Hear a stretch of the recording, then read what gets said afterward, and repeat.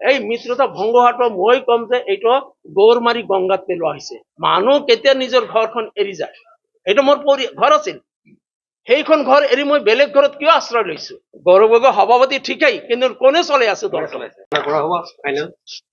হয়, মোক ইতিমধ্যে দলে প্ৰাৰ্থীত্ব ঘোষণা কৰিছে, কেতিয়াবাই কৰিলে। ইয়াৰ গোৱালপাৰা পৌৰ সমষ্টিৰ বাবে আমাৰ ৰাইজৰ দলৰ ফালৰ পৰা ইতিমধ্যে প্ৰাৰ্থীত্ব ঘোষণা কৰিলে।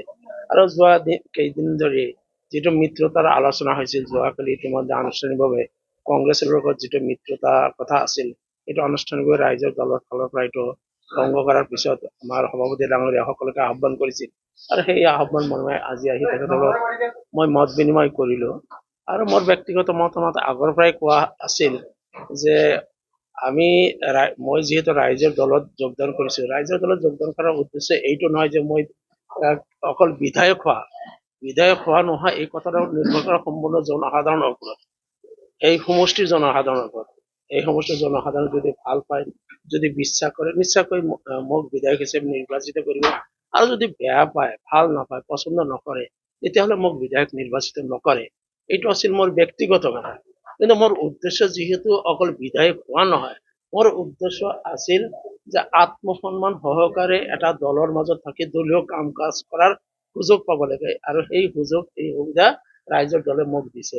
যোগদানৰ পিছত মোক তেখেতসকলে এই দলৰ উপসভাপতি হিচাপে নিযুক্তি দিছে, কিন্তু দলীয় কাম কাজ বিলাকত এতিয়াও মই নমা নাই, কাৰণ যিহেতু মোক এটা সমষ্টিৰ প্ৰাৰ্থী হিচাপে ঘোষণা কৰিছে, যাৰ কাৰণে মোৰ কাম কাজসমূহ সেই সমষ্টিৰ মাজতে সীমাবদ্ধ আছে। কিন্তু যেতিয়াই মোক দলীয় সভাপতি হিচাপে নিযুক্তি দিছিল, মোৰ পৰিকল্পনাসমূহ মই আমাৰ সভাপতি গৰাকীক জনাইছিলো যে আমি নিৰ্বাচনত জিকিব লাগিব, কাৰণ নিৰ্বাচনত জিকাটো দলৰ কাৰণে এটা মাপকাঠিৰ নিচিনা হয়, চাৰ্টিফিকেট হয় যে জনসাধাৰণৰ মাজত এই দলৰ গ্ৰহণযোগ্যতা আছে। তাৰোপৰি দলটো যিহেতু নতুন কিমান বছৰ নহৈছে এই দলৰ আজি কংগ্ৰেছৰ জন্ম হৈছে 1885 চনত, চাব দেই, 100 বছৰৰ আগৰ ৰাজনৈতিক দল। আৰু ৰাইজৰ দলৰ জন্ম হৈছে সিদিনা জন্ম দিয়া ৰাইজৰ দলৰ ইতিমধ্যে শিৱসাগৰৰ ৰাইজে এজন বিধায়ক দিছে। আৰু সেই এজন বিধায়কক লৈ এই যাত্ৰা আমাৰ আৰম্ভ হৈছে। দেখা গৈছে যে অসমৰ 126টা সমষ্টিতে এই দলৰ প্ৰতি মানুহৰ আগ্ৰহ, বিশ্বাস বাঢ়ি গৈছে। অখিল গগৈ ডাঙৰীয়াৰ প্ৰতি মানুহৰ আস্থা, বিশ্বাস, মৰম আমি দেখা পাইছো। তেখেতে বিধায়ক হোৱাৰ আগৰ পৰাই কৃষক মুক্তি সংগ্ৰাম সমিতিৰ নামত যি গোটেই অসমত আন্দোলন কৰিছিল, মই তেতিয়া কংগ্ৰেছ দলৰ এজন সদস্য আছিলো, কংগ্ৰেছ দলৰ বিধায়ক আছিলো। আমাৰ সেই সময়ৰ কংগ্ৰেছ চৰকাৰৰ দিনত তেখেতে যিবিলাক বিষয় লৈ ৰাজপথত আন্দোলন কৰিছিল, প্ৰত্যেকটো বিষয় আছিল অসমীয়াৰ সাধাৰণ মানুহবিলাকৰ, দুখীয়া দৰিদ্ৰ মানুহবিলাকৰ বিষয়, কৃষকৰ বিষয়। যদি সেই বিষয়সমূহ আজিতো সমাধান হোৱা নাই। আজি কংগ্ৰেছ দলৰ চৰকাৰ থকা দিনতে সেই সমস্যা হৈ আছিল। বিজেপিৰ 10 বছৰ কাল আজি শাসন গ'ল অসমত, সেই সমস্যাবিলাক কিন্তু এতিয়াও সমস্যা আছে। ভূমিৰ সমস্যাই হওক বা অন্যান্য যিবিলাক সমস্যা, সেই সমস্যাবিলাক আছে। গতিকে এই সমস্যাসমূহ সমাধান কৰাৰ ক্ষেত্ৰত অখিল গগৈদেৱৰ নেতৃত্বত ৰাইজৰ দলে গোটেই অসমত যি এটা জাগৰণ আনিছে, মানুহৰ মাজত এটা বিশ্বাস আনিছে। গতিকে মোৰ এই দলত যোগদান কৰাৰ মূলত আছিল যে এই বিশ্বাস, এই দলৰ বিশ্বাসখিনি আমি প্ৰত্যেকটো সমষ্টিত আমি আৰু মজবুত কৰিব লাগে। প্ৰত্যেকটো সমষ্টিত যাতে আমাৰ একজনকৈ একাধিক মানুহ ওলাই আহে এই দলৰ হৈ ইলেকশ্যন খেলাৰ কাৰণে। কিন্তু আমি মিত্ৰতা কৰাৰ লগে লগে আমাৰ প্ৰাৰ্থী নিশ্চিত আমাৰ ফালৰ পৰাই দাবী কৰা হৈছিল কিমানটা? 15টা। আমি মাত্ৰ 15টা সমষ্টিতহে আমি সীমাবদ্ধ হলোহেঁতেন।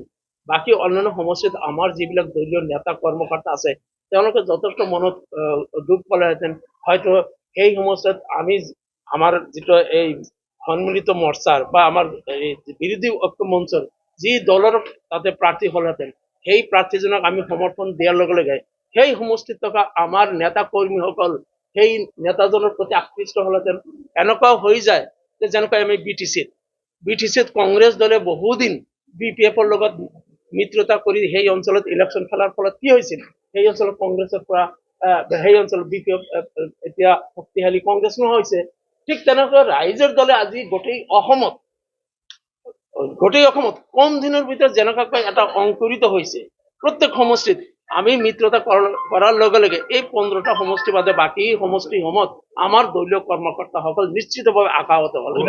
গতিকে এই মিত্ৰতা ভংগ হোৱাটো মই কম যে এইটো গৌৰ মাৰি গংগাত পেলোৱা হৈছে।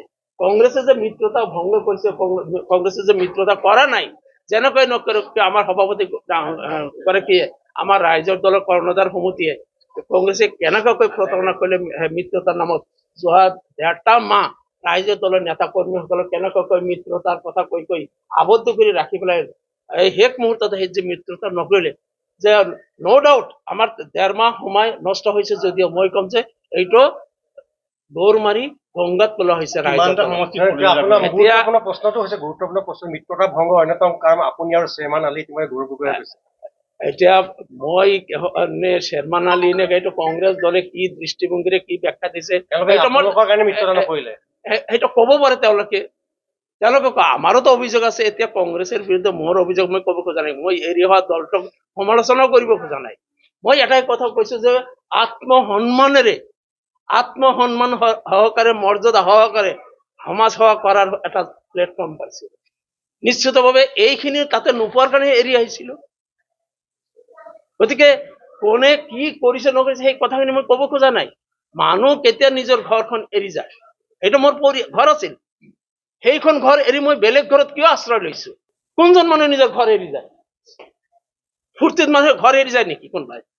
মই যি দলত 4বাৰ যি দলে মোক টিকট দিছে 3বাৰ মই বিধায়ক হৈছো।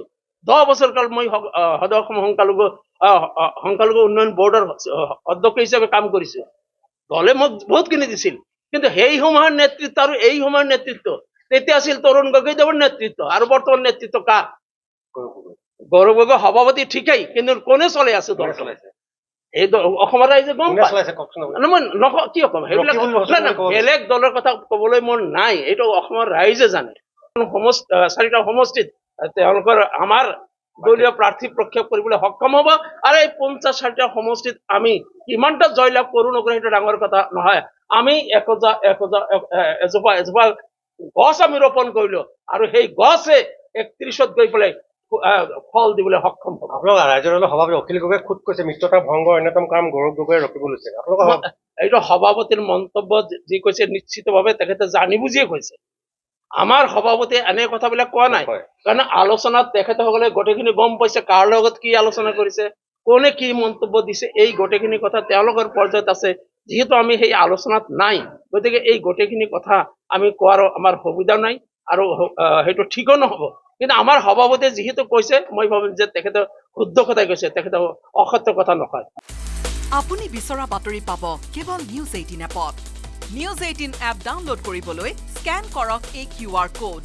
গুগল প্লে ষ্টৰতো পাব এই নিউজ 18 এপ।